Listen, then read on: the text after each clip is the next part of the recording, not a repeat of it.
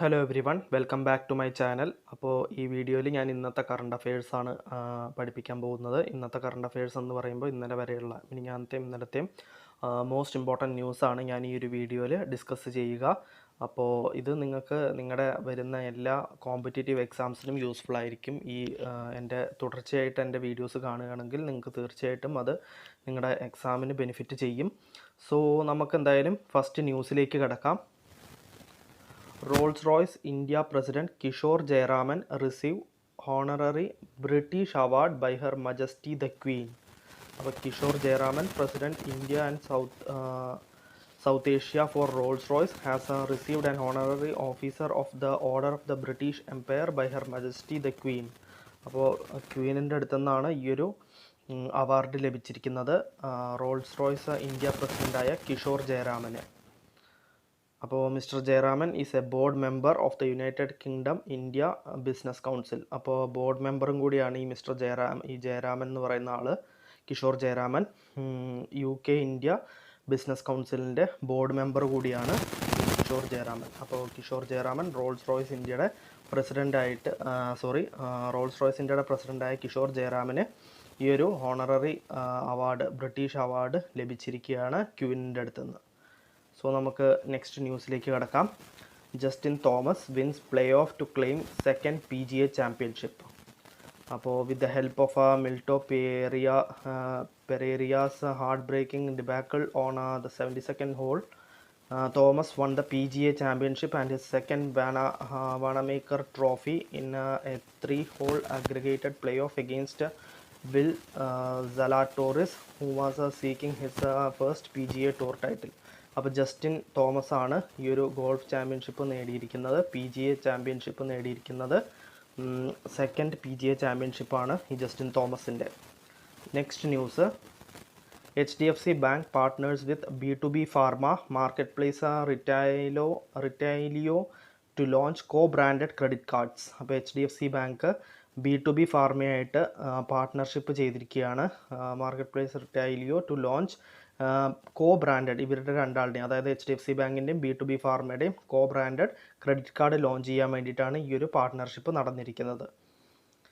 India's largest private sector-ആയ HDFC Bank partnered with Retailio announced that the launch of a new range of co-branded credit cards primarily targeted at chemists and pharmacies in merchant segment. Retailio is the country's largest B2B pharma marketplace. അപ്പോൾ HDFC ബാങ്കും ഈ റിറ്റൈലിയോ എന്ന് പറഞ്ഞ കമ്പനിയാണ്, B2B pharma എന്നല്ല കമ്പനിയുടെ പേര്, B2B pharma market place ആയ റിറ്റൈലിയോ ആണ് ഈ co-branded ക്രെഡിറ്റ് കാർഡ് ലോഞ്ച് ചെയ്യാൻ പോകുന്നത്. ഞാൻ നേരത്തെ തെറ്റി പറഞ്ഞു, അതായത് B2B ഫാർമയും HDFC ബാങ്കും തമ്മിലുള്ള പാർട്ട്ണർഷിപ്പാണെന്ന് പറഞ്ഞു. അതല്ല, B2B ഫാർമ മാർക്കറ്റ് പ്ലേസ് ആയ റിറ്റൈലിയോയും HDFC ബാങ്കുമാണ് പാർട്ട്ണർഷിപ്പ് നടത്തിയിരിക്കുന്നത്. The partnership is likely to cover over 1.4 lakh merchants in the first phase of its rollout. Next news, RBI constituted panel to review customer service standards in banks and NBFCs. അപ്പോൾ RBI has set up a committee to evaluate the efficacy, adequacy and quality of a customer service in banks, NBFCs and other entities regulated by it. The 6-member committee, headed by former RBI Deputy Governor BP Kanungo, has been asked to submit a report with 3 months from the date of its first meeting.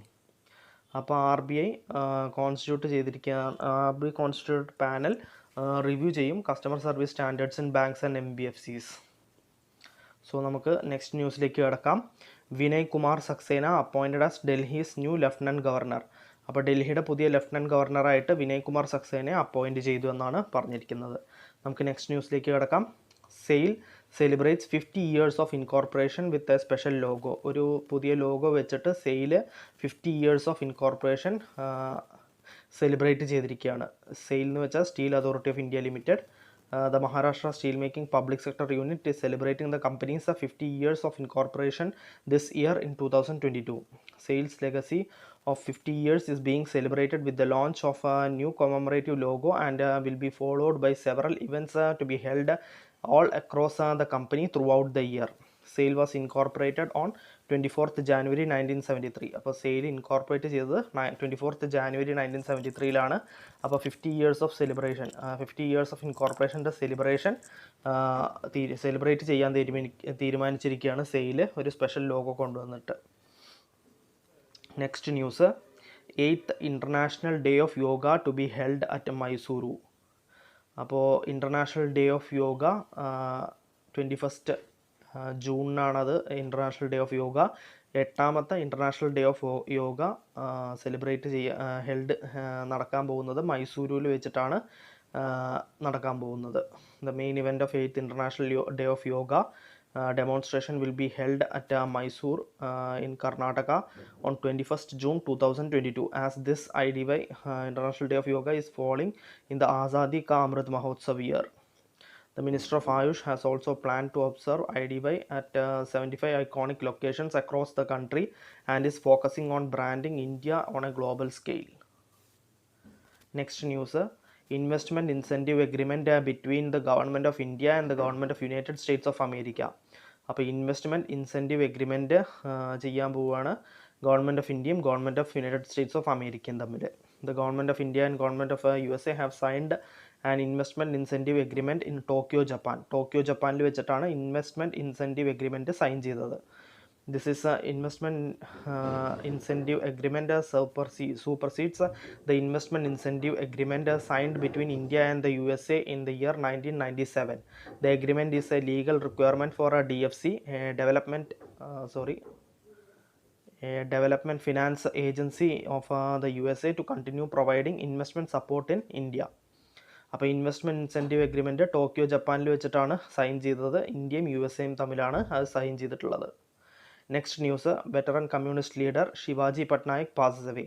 അപ്പോൾ communist ലീഡറായ ശിവാജി പട്നായിക് അന്തരിച്ചു എന്നാണ് news. Veteran communist ലീഡറായ ശിവാജി പട്നായിക്. നമുക്ക് details നോക്കാം. Veteran communist leader and 3-time member of parliament Shivaji Patnaik passes away in Odisha.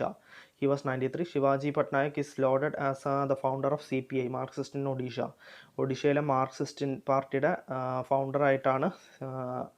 ഫൗണ്ടറാണ് ഈ Shivaji Patnaik. Born on 10th August 1930, the veteran leader joined the state students movement at the age of 17 when he was studying at Ravenshaw College. അപ്പോൾ veteran communist ലീഡറായ ശിവാജി പട്നായിക് അന്തരിച്ചു. Next news, world economic forum forms India CEOs alliance to supercharge race to net zero. അപ്പോൾ world economic forum announced a new alliance of CEO climate action leaders India that will work towards fast tracking decarbonization pathways along India's net zero journey. The alliance will serve as a high level platform to support business leaders in planning and implementing plans and programs to achieve climate targets, including net zero economic growth. The alliance is a collaboration between Kearney and Observer Research Foundation. Next news, latest Sebi circular introduces a new passive ELSS scheme category. അപ്പോൾ latest SEBI circular introduce ചെയ്തിരിക്കുകയാണ് a new passive ELSS scheme category. The securities market regulator Sebi came out with a circular on May 23rd on development of passive funds covering a gamut of issues related to ETFs, exchange traded funds and index funds. Notably, the circular has introduced a new category of mutual fund schemes, passive ELSS, equity linked savings scheme. അപ്പോൾ latest SEBI circular introduce ചെയ്തിരിക്കുകയാണ്. A new passive ELSS scheme category introduce ചെയ്തിരിക്കുകയാണ്. പുതിയ സെബി സർക്കുലറിൽ പുതിയ passive ELSS scheme category include ചെയ്തിരിക്കുകയാണ്. Next news, Tata Power and Tata Motors collaborate to develop a 7 MWP solar rooftop project. അപ്പോൾ Tata Power and Tata Motors on Monday announced collaborating on a project to develop a 7 MWP solar rooftop project at Tata Motors plant in ചിക്കാലി, Pune, making the unit home to India's largest on-site solar project. This is third phase of a joint MWP on-site solar project developed by the two companies. A 10 MWP has been previously installed. The two companies have also inked a power purchase agreement PPA for the project. Next news, JSW1 platforms appoints Gaurav Sachdeva as CEO. അപ്പോൾ JSW1 platforms Gaurav സച്ദേവനെ CEO ആയിട്ട് appoint ചെയ്തിരിക്കുകയാണ്. അപ്പോൾ JSW1 പ്ലാറ്റ്ഫോംസിൻ്റെ പുതിയ CEO ആണ് Gaurav Sachdeva. Next news, prime minister participates in event to launch the Indo Pacific economic framework for prosperity.